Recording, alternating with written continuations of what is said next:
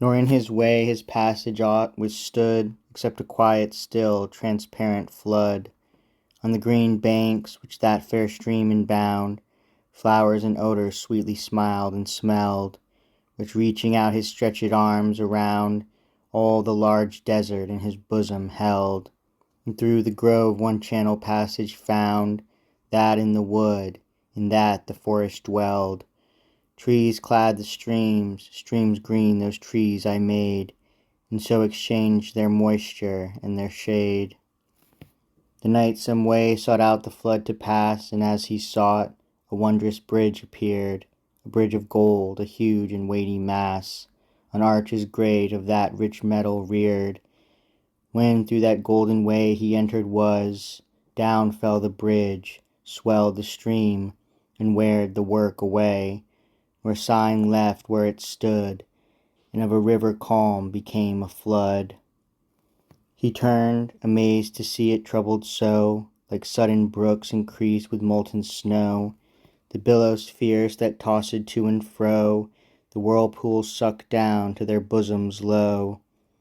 But on he went to search for wonders mo, through the thick trees, there high and broad which grow, and in that forest huge and desert wide, the more he sought, more wonders still he spied. Whereso he stepped, it seemed the joyful ground renewed the verdure of her flowery weed. A fountain here, a wellspring there he found. Here bud the roses, there the lilies spread.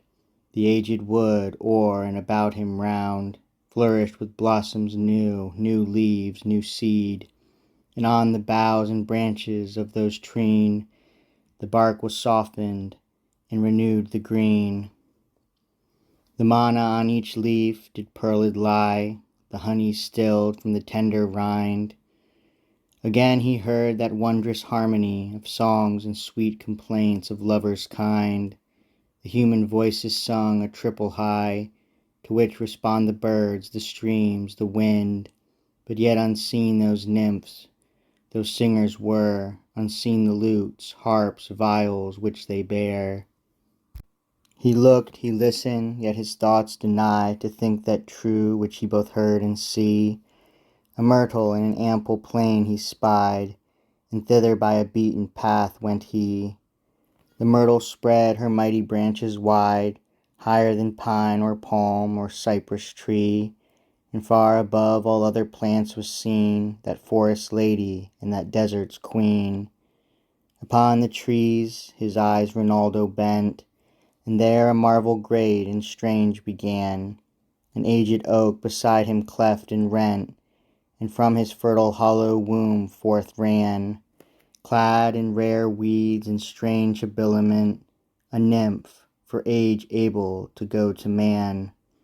An hundred plants beside, even in his sight, childed and hundred nymphs so great, so dight.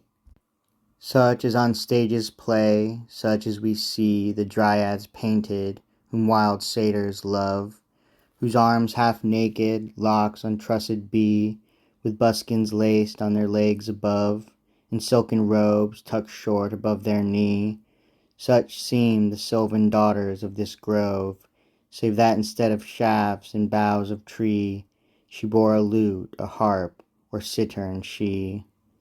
And wantonly they cast them in a ring, and sung and danced to move his weaker sense, Rinaldo round about environing, as centres are with their circumference. The tree they compassed eke, and gan to sing, that woods and streams admired their excellence.